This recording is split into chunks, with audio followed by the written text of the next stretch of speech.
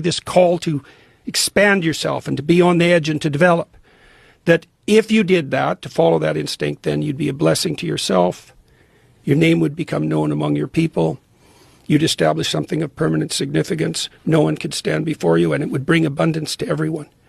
Right? And then in the Abrahamic story, what happens is that as Abraham accepts that, goes out in the world, and then he has a series of adventures, each of which requires a more complete sacrifice.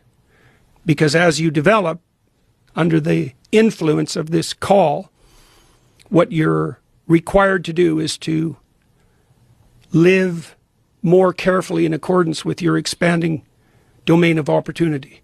And that's the pathway forward. So I asked Brett about that, because this is different than the selfish gene idea, right? It's like there's an instinct within us that calls us to develop, that pulls us out into the world.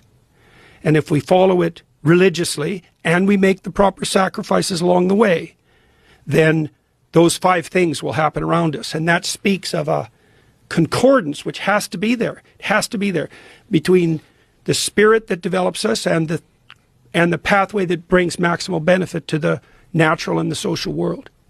And I can't see how that can be the case.